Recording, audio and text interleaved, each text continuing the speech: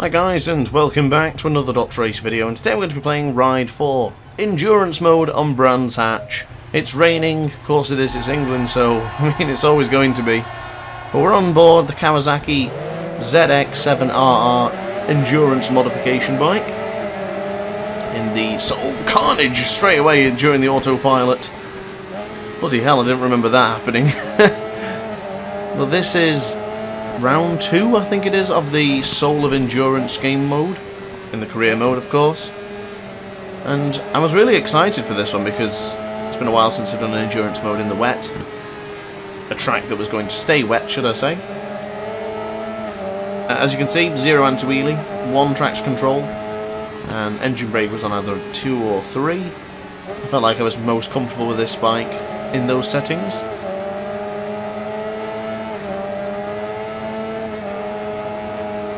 So as we go round the outside, Giovanna Peretti.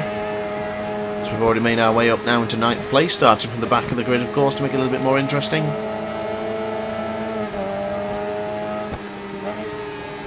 Rupert Gray, Finley Cooper ahead of us, 2 British riders. We just kiss a bit out of the outside corner. You have to be careful in that corner there actually. When you kiss the bit of the grass on the left hand side, it does give you penalty time. It doesn't really help, but it does slow you down a little bit, so I'm guessing that's the way it works. That's why penalty time is sometimes awarded. So the question is, it's England. It always rains pretty much. Will it stop raining though? Will it stop raining in this endurance race? There's a question that was in the back of my mind. I was hoping it was, because I've not had a race where it was wet then goes to dry. Of course I've encountered it the other way, where the glitch occurred and I couldn't even put bloody wet tyres on. Hopefully that'll be fixed in a future update. I'm not holding my breath though. So of course right on the rear now of Rupert Gray. I think he's on the same Kawasaki as I am, as we make our way past the number 4. Patricia Bouillon is ahead. Rocking some Ixon leathers. And with her on that one. Quite like the Ixon leathers actually. I used to have a pair of myself. Ixon boots, gloves and jacket I think it was. Perhaps not the actual pants with it though. So the French person is now behind. I'm guessing it's a French lady if her name's Patricia. Finley Cooper ahead. I must say I love these endurance races though. 40 minutes of pure concentration. I don't tend to record these live when I do the endurance race. I used to do them on my nights off. I sort of just chill out, sit at the computer, do a couple of endurance races, usually the 40-minute ones. I'm yet to do anything more than the 40 minutes as we try and go around the outside of Cooper. Cooper slams the door shut in my face. Can we squeeze up on the inside? It's a tight one, but we're through. Starting lap 3. God knows how many this is going to be. I think it'll be around 27, maybe 30 laps as we... a bit wide there. Cooper takes advantage. Can we get him on the cutback or potentially around the outside? I must say, one of my favourite overtaking points is here, turn 3. He tries to defend, but he can't defend in the Graham Hill bend. Rhyming accidentally.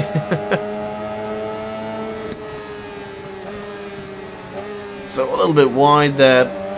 Rupert Gray is not close enough to attack again though. We've got the Australian ahead, Jade Ramsey. I don't think that's a relation to Gordon Ramsay. Be impressed if it was.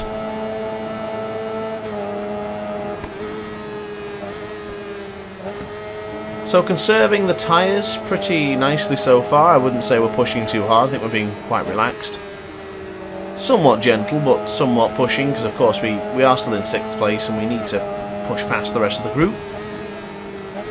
The easiest place to win a Grand Prix from is when you're leading it, opposed to chasing through. I much prefer chasing through.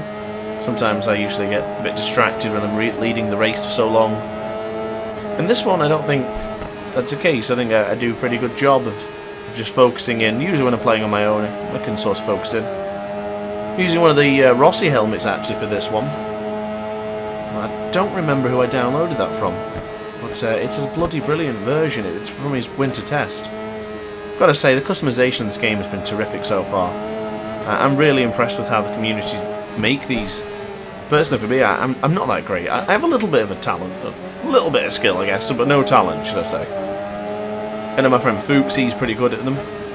He uses different sorts of equipment to try and make his job easier and trying to make them as identical as possible. I think there's a video on his channel, actually, for that one, if you want to figure out how he does it.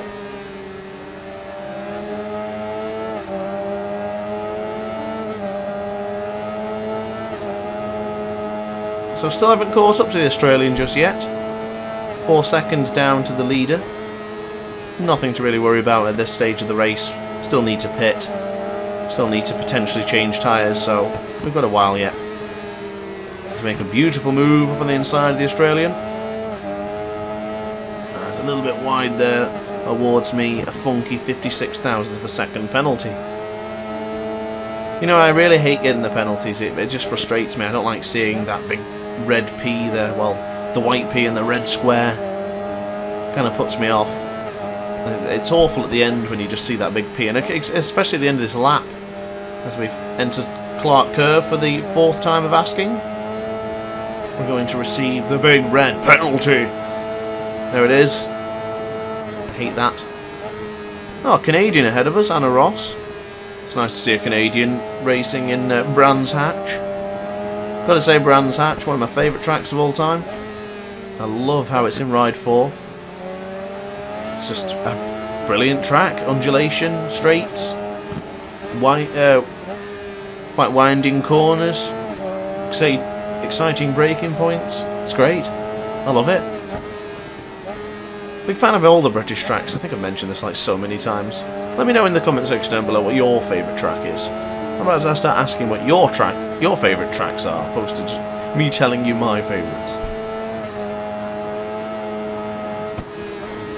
So we're looking to go around the outside of Anna Ross here. I think she's on the Yamaha. Don't think we're going to make it stick here, are we? Not quite. Miss Ross fights back as we again exceed that same corner in the Dingle Well. Oh wow, we're lining her up here. We're lining her up. Still can't get through. I think that was a wise move not to force it. Chester Anderson ahead in 3rd. The podium is in reach. So the right leg dangles for the Clark Curve. Get a good drive here. Get into the slipstream. We should be able to just push past her. We go around the outside the long way. That's how it's done.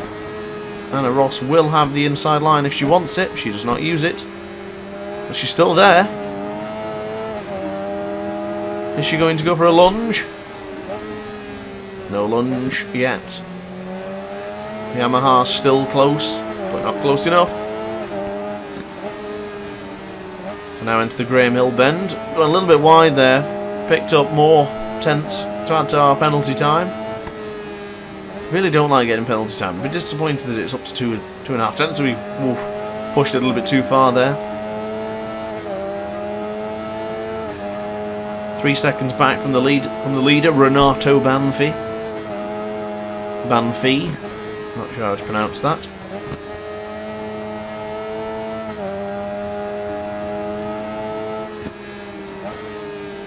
So already we're closing in on Chester Anderson. As I mentioned last time, whenever I do these sort of British tracks, Chester Anderson's always there. Always. But Chester Anderson is about to concede 3rd place. His Yamaha will be put in 4th, unless he can hold off. He's rocking the number 1. Is he a world champion? Good defence from Anderson. And of course we have the speed on the straight. Well, it's hardly as straight as it's more of a curve, but we get a little bit of a straight here. We go around the outside. That's how it's done. 3rd place is now occupied by the ace. Raphael Binder ahead. Can we chase him down? I don't think there's any relationship to Brad Binder or Darren for the Austrian. Of course, Brad Binder and his brother being South African. So Brad Binder was looking good in MotoGP, isn't he? He's going to be really, really something. I mean, he's already a Grand Prix winner. But it's going to be very interesting to see what he can do next season. Of course, next season's the start of silly season effect, due to the amount of riders that have moved teams. the absence of Andrea Dovizioso. That's going to be really weird to watch MotoGP next season without Andrea Dovizioso.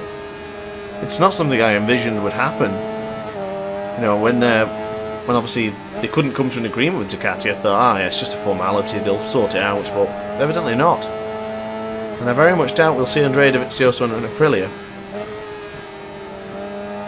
The talks of him being Yamaha's test rider, not sure. I think that'd be great for Yamaha though, to be fair. Andrea Dovizioso is one hell of a talent. But he looks uninterested this season. He's done some strange things. Like in qualifying in Valencia Saturday, he was on a very hot lap, which probably would have put him around 4th in the standings, even at the end of the qualifying session. And he just peeled off straight into the pits, and then was not competitive since. So unsure what's happened to Andrea Dovizioso. A great talent to waste if he doesn't end up doing much of it. Of course, we've had some asinine comments from Alberto Puig as always. You know, he seems like a nice chap, but he has some weird comments to make about some riders, I swear. He made a comment that the difference between Alex Marquez, Dani Pedrosa and Lorenzo was the fact that Alex Marquez understood the Honda, where Lorenzo and Dani Pedrosa did not. Dani Pedrosa won a hell of a lot of Grand Prix on that Repsol Honda. Bloody weird to make a comment like that about Pedrosa. It's a bit of a shame for Pedrosa, obviously never winning a MotoGP championship.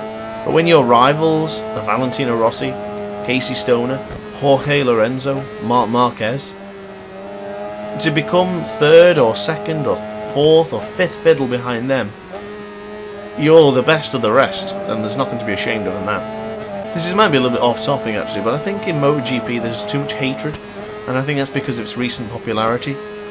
Like, even legends such as Valentino Rossi are getting hate. Marquez gets a hell of a lot of hate. Lorenzo gets a lot of hate. I don't know why our beautiful sport has come that way. I think a lot of maybe bored football fans are trying to look for some glory. I'm not sure. I don't want to disrespect any football fans either, of course, but it's usually what happens. So I'm a big fan of the NBA as well. I'm a big fan of LeBron James. And MotoGP's like bonkers comments about people are nowhere near as offensive as they are in the NBA, let me tell you. It's despicable in the NBA, I swear. It's the things some of the people say about each other. But I don't want MotoGP and certainly not World Superbike and British Superbike to go that way. But it seems Sam Lowe is another one who even gets a lot of hate as we make a move up on the inside of Renato Banfi. That was a bit aggressive. I might end up letting him get past, but I don't know. I guess that was more so Renato's point for not looking, but we did let him through as he slides into oblivion. Oh my goodness. Renato Banfi. That's where aggression gets the best of you. What on earth was that? Clear track ahead of the British rider, DrAce. Up by 1.5 seconds to Rafael Binder. 57% of fuel, 60% on the tyres. We're in a pretty good situation, let me tell you. What I have found in these endurance races, I'm not changing the power. I just leave it on standard like throughout the entire race. I mean, as long as I don't make the same mistake as I did in Valencia with Maverick Vinales, I guess. Oh, the power's gone! No way! So skipping ahead just a few laps. Now lap 13, 21 minutes remaining. Nothing's really happened. We've managed to increase our lead to 2.7 seconds, or just shy of. Chester Anderson following us. He's not close enough. Tyres are getting a bit warm, but we've still got plenty of life left in them. Does look like the sun is trying to show its little colours. So we may be finding a drier track emerging. Doesn't look like anyone's decided to pit yet. Oh, right, I was just going to say that Chester Anderson jumped in the pit. Lap 14, 20 minutes remaining. Chester Anderson is in the pit. He could be trying to effectively undercut us. So of course we still need to pit. And we still have 40% fuel. And above 45% on the tyres. Still doing pretty well. But it definitely looks like the rain is coming to a halt. Is this about to get interesting? As if the whole video wasn't interesting enough already.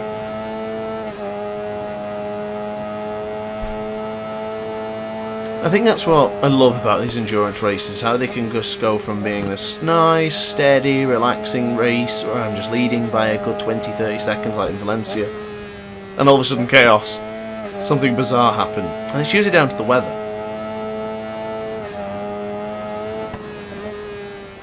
But of course there's not going to be a change of time of day. It's still going to be relatively bright and clear because it's only 1:30 in game. We are a second down on our best lap time as we run it a little bit wide there and onto the green. No calls for concern yet. Still happy with the tyres, still happy with the fuel. And I must say this bike is smooth as hell. This bike is brilliant, it's so good. Raphael Binder in the pit, Jade Ramsey in the pit, Anna Ross pitting as well. So the only person who's pitted so far and has come out is Chester Anderson. He is at the back of the grid, of course.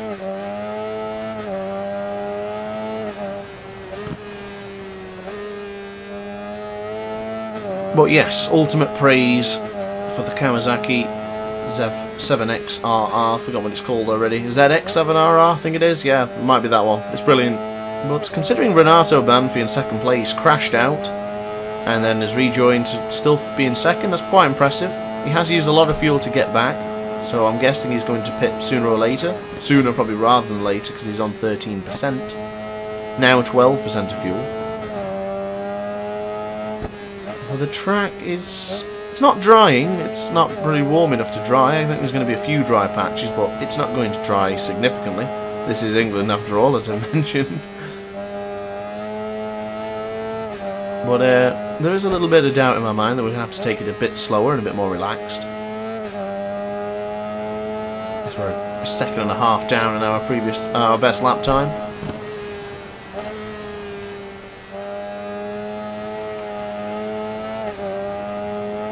Our best lap time being the 1:28.783. Set quite a lot of laps ago.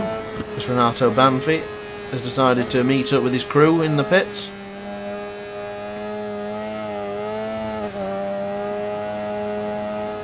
Still no dry patches as of yet, but we do run it a little bit too wide here into Druids. Easy mistake to make. Probably say it's probably my only mistake of the race so far. Unless you count the penalty time. But now the sun is beginning to appear. Now these tyres are going to be burning up soon. Still look relatively clean. Relatively cold as a matter of fact actually. The front one's nice and warm, but the rear is cold. So have to make sure we warm them up. But again, with on Brands Hatch, I don't brake very hard in Brands Hatch. I would say it's only a very few amount of corners where it's full brakes. Of course, turn 6, the Westfield bend being one of them. And then of course, turn 9. Not so much Sheens, but turn 9 here.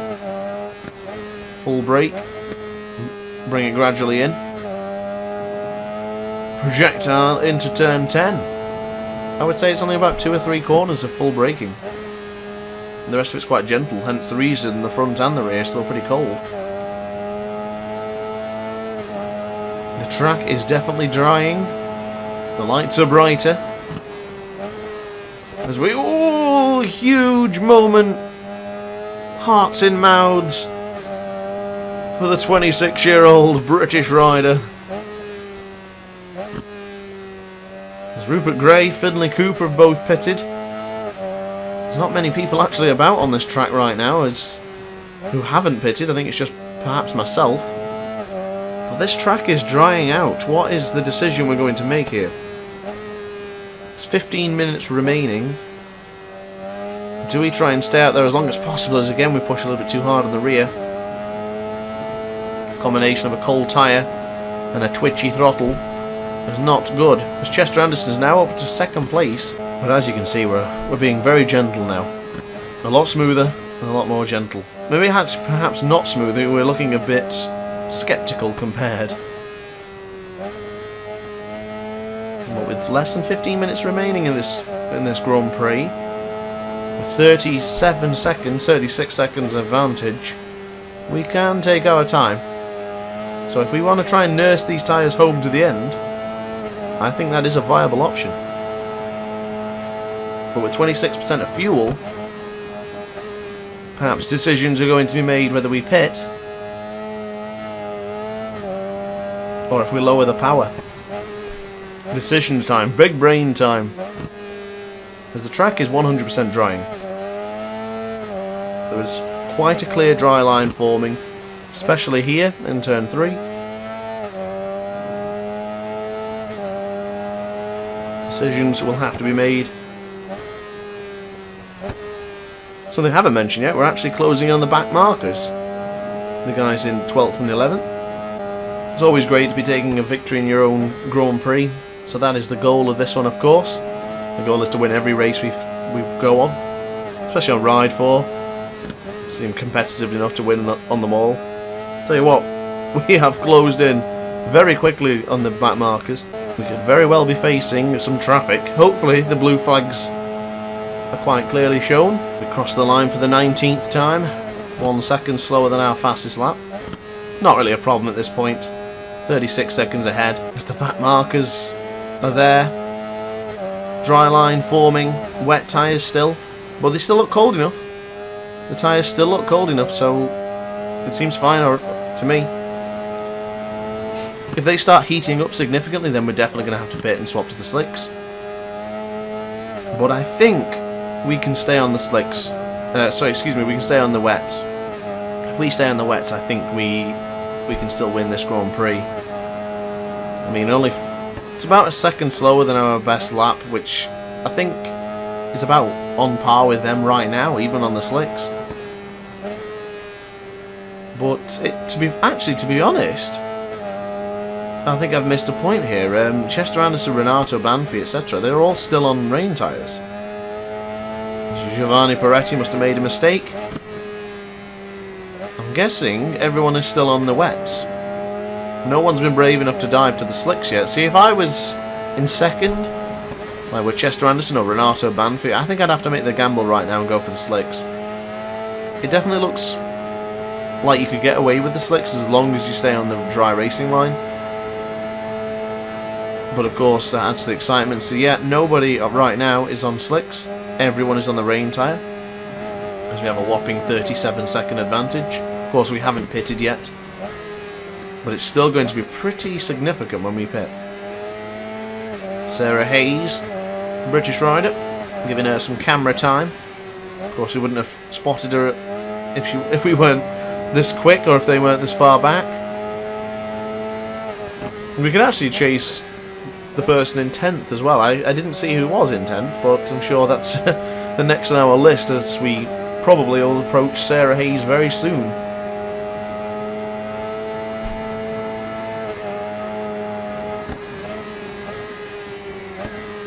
And here is Sarah Hayes, and here is a lapped Sarah Hayes. Easy enough, simple enough, clear. Thank you very much. Played online on this the other day, and I did really well. Brands Hatch is definitely a track I enjoy. I think that's a difference. You know, when you play online and you get a good track that you actually enjoy playing and people are good at it, it makes your multiplayer experience so good. But when they keep picking the Nordschleife, that's kind of annoying. There's nothing wrong with the Nordschleife, don't get me wrong, it's just it's quite a long session. And if you get taken out, your race is pretty much ruined. And if you have been taken out and it's chaos and carnage, at least you only have to wait like 6 minutes on a normal track. But for that one you have to wait like 20 minutes. And that's if it's only a 3-lap race. But don't get me wrong, the Nordschleife is a great track. I think this month we'll do another attempt at the Nordschleife and see if I can beat my time. I might end up using the Ducati Panigale actually. Because I mean, the Panigale was so good when we were playing the other time trial where I got the world record. Which actually now has been beaten. I no longer hold the world record for that track. And it wasn't by Fuchs. I think one of the esports riders jumped on and was like, yeah, you're not having that world record, yoink. And yeah, demoted me to second place. But to be in the top 3 is something I'm very proud of. I still hold the record on it was MotoGP 9/10. One of the Moto 2 bikes. It was Silverstone. This is going back a long way, and I don't even know if the leaderboard's still available, but I did hold the record on that track for the Moto 2 bikes. So, something to mention, I guess. As Lino Pozzetto is about to be lapped. It's upsetting to be lapped, but it is what it is. At the end of the day, he's still out there competing. That's all you can ask for. And it doesn't look like they're going to attack me. I've had that before with the AI wants to fight back. Although I have gone wide here. Because the Honda, he thought about it. He definitely thought about having a go. The track is drying pretty nicely now. The front tyre is warmish, but not too warm. The rear is still relatively cold, and we must have just been really gentle on the rear tyre. But with less than 8 minutes remaining now, I think whatever decision we're going to make, we should have already made it. And I think whatever decision we haven't made is too late. So we should stick to what we've got. Slick tyres are definitely an option, but there is no point in swapping to the slicks at this point, I would say. Unless... I don't think Chester Anderson could take that many... If we pitted, for example, and he went on the slicks right now, he would have to pit again, so he would lose time. And of course, I don't know whether we should go to the pits and make the slicks. It's a tough one, this one, actually. I'm not sure. I mean, we are low on fuel. We're going to go another lap. Potentially, we could lower the fuel down if necessary. It's on 9% as it is. Decisions have to be made here. It looks like Lino Pozzetto has come out, or she's gone into the pits. In fact, Anna Ross and someone grey, they are on the slicks. Anna Ross is on slicks right now. So depending how quickly she gets away from me, then the slick tyres are the option that we need to swap to. But of course, there's only 6.5 minutes remaining. So decisions to be made here. Do we swap to the slicks or do we stay on the wets? You know what? I think that question's just been answered for us. It is raining again. Unbelievable. Literally, when I was about to come into the lap to swap to slicks, the rain starts again and this track is getting sodden once more. Poor Anna Ross, who's out there now on slick tyres, has got to come back in and swap to the rain tyres for 5 minutes. What a disaster for them. I'm so glad we hung on. But if we had swapped early to the slicks, could we have developed a bigger lead and then had to swap to the slicks, swap to the rain tyres? Because look how much we've closed up on her. There's 6% of fuel remaining. We have to pit this lap. So unfortunately, oh, as Anna Ross drops, that's it. Time to get in the pit. Get in the pit. Oh my goodness. 38-second lead. Option for rain tyre is there for this one. Don't know why it wasn't there for the other one. So we'll go for the slicks. Sorry, the rain tyres, and avoid the slicks for this one. So look at this classic Kawasaki bike. It's gorgeous, isn't it? He's still there with a fire extinguisher just in case. And away we go. Oh, what happened then? Rupert Gray is back in the pit, so he was on the slicks and now he's gone to the rain tyres. Huge wheelie out of their corner, my goodness. Now it's showing a 38-second lead, but it's not going to be. It's now a 14-second lead. Now it's an 18-second lead, 15-second lead, 14. Oh my goodness. So we're going for more performance, more consumption, because might as well just try and build the biggest lead we can now, potentially go for a faster lap. As we dive up inside of one of the back markers. The person in 11th place. Actually, no sign of where the person in 12th is. I can't see on the graphic. But what a tactical display that was. I'm so glad I held on to try and get as much life of those rain tyres first before we consider jumping on the slicks. So if we went on the slicks there, we would have had to pit again. and Chester was still on the rain tyres. So if we had to double pit, we could very well could have lost this lead. Whether or not we could have actually survived with the slicks because of the length and the speed we would have had and the amount of advantage we would have been able to get, I don't know. It's a tough decision. I'm glad we made the decision we did because it was obviously the right one. There were 3.5 minutes remaining on lap 25. No one else is on the slicks. Everyone's on the rain tyres in this sodden Brands Hatch GP. I think we've nailed it. 14-second advantage. Can't ask for anything more than that. 2/10 penalty time. Well, just less than 2/10, 3/10 almost. Well, we have to be careful with the fuel. I don't want to push it too far, because we do have the power setting turned up. And I don't think we're going to beat our fastest lap.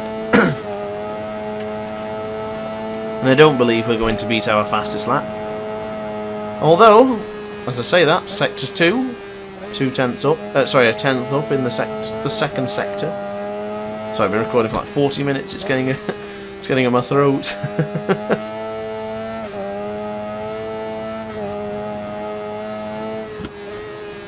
Turn 8, Sheens once more. Not sure if we're still up on this lap. We are by over 2/10 in the third split. So we are about to set our fastest lap of the race on lap 26.